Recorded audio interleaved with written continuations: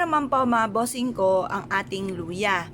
Ito po, pwede kang pumilas ng ganito mga bossing ko yung may kuntil, or pwede rin naman yung mga ganito, magbiak ka lamang. Huwag nyo itatapon yung mga ganito mga bossing, kasi mentras natutuyo ang luya, mas nagiging maswerte po yan, lalo na sa pera at saka pantaboy ng mga kamalasan. Ngayon, kahit malit lang nito mga bossing ko, pwede na po yan, or kahit ganito lang ilagay nyo po ito mga bossing ko sa ilalim ng inyo pong unan. Kung kailan nyo to mapapanood at parang ikaw ay nasa mood at ikaw ay naniniwala na mababago ang takbo ng inyo pong pamumuhay bukod sa inyo pong sipag at tiyaga, ay maglagay na po kayo. Pero kung ikaw ay hindi naniniwala at gusto nyo lang itry, at ikaw yung tipo ng tao na napaka-negatibo, na iniisip nyo pa lamang na, naku, baka ito hindi totoo, yung ganyan, naku, huwag ka nang gumawa. Dahil hindi rin po matutupad ko naman ang iwi-wish po ninyo, dahil kailangan kayo po ay may positibong pananaw sa buhay na iniisip ninyo, ay gagawa ko nito para ako'y swertihin. Ayun, yung mga ganun mga bossing, yan po ay nag-a-attract ng kaswertihan, ng pagiging positibo. Pero kung ikaw ay nagawa, tas nasa isipan ninyo, naku, hindi to totoo, hindi ako suswertehin dito, pero gumagawa ka, may mga taong ganun mga bossing. Kaya i-stop nyo na, huwag ka nang gagawa, at huwag ka rin manonood ng mga pampaswerte, dahil baka kumaga maiyamot ka lang at kawikaan po ninyo, masayang yung inyong oras sa panonood. Ayan, kaya kailangan mga bossing positive lamang. Ngayon pa mga bossing, o siya, subukan nyo po itong gawin. Mga bandang 6:30 or kaya po ay alas 7, kayo po ay mag-ano po dito ng maliit lamang na luya. Tapos mag-wish po kayo. Ang mga wishes po ninyo, huwag nyong gagamitan ng sana. Kasi once na ito ay may sana, hindi po natutupad mga bossing. Kasi pag may sana, parang alanganin ka pa, parang 50-50, parang negative pa rin po yan eh. Kasi may sana. Kaya kailangan lagi nyo sasabihin, magkakaroon ako ng maraming pera. Walang sana. Ganon, direct to the point. At naniniwala ka na mas gagalingan ninyo, masisipagan ninyo, kaya walang imposible kung kaya't kayo po ay magkakaroon ng maraming pera. O baka sabihin po ninyo, bakit ganon, gagawa pa ako ng pampaswerte? Magsisipag rin pala ako. Siyempre mga bossing, ganun talaga.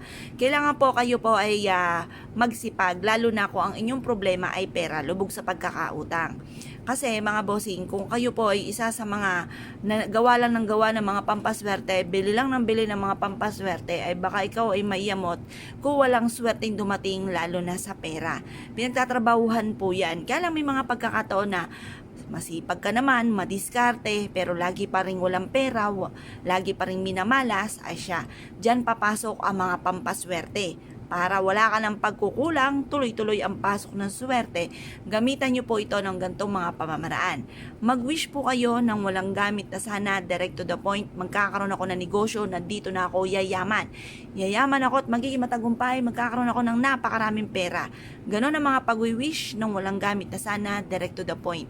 At pagkatapos mga bossing ko, ibilad ito sa sinag ng araw hanggang alas 8. Matapos ang alas 8 ng umaga, ay ilagay nyo po ito sa ilalim ng inyo pong unan.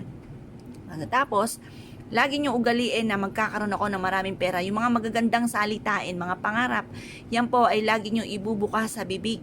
Pero wag nyo na munang sasabihin sa ibang tao, kasi nakukontra mga bossing, nauudlot. Yan na yung swerte, naudlot pa mga bossing.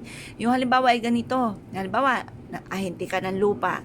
Pagkatapos, meron kang kausap ng umaga, bibili na kinabukasan. Ngayon, sa sobrang saya ninyo, ichinika nyo na ito sa iba. Huy, may bibili na ng lupa, ganyan, magkakaroon ako ng pera, ganyan. Ngayon, yung nakausap ninyo, hindi nyo alam yung takbo ng isipan. Pangiti-ngiti siya, talaga, ganyan. Pero sa isipan, wag sanang mabili. Yung mga ganon, nakukontra, may nananalangin ng masama, or kaya nakukontra nga po, nauudlot. Kinabukasan, or sa gabi pa lamang, may nag-message sa'yo, may tumawag.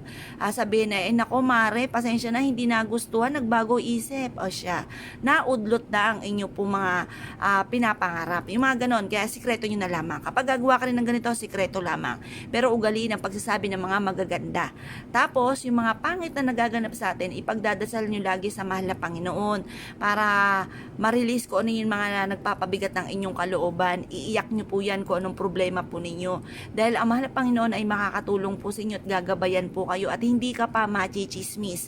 Sige, ichika nyo po yan sa iba. Nako, lalo ka mape-pressure, lalo na pag may dumating sa inyong chismis na naiba pa ang istorya. Maiyamot ka lang, mapapaaway ka lang. Kaya isikreto nyo na lamang mga bossing. Tapos yung mga ganito, ugaliin nyo po lagi ng pagsasabi ng mga magaganda.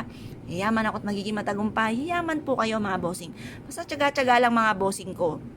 Ngayon pa mga bossing, kung kayo naniniwala at naisyo po itong gawin, asya mga bossing, good luck po sa inyo po lahat.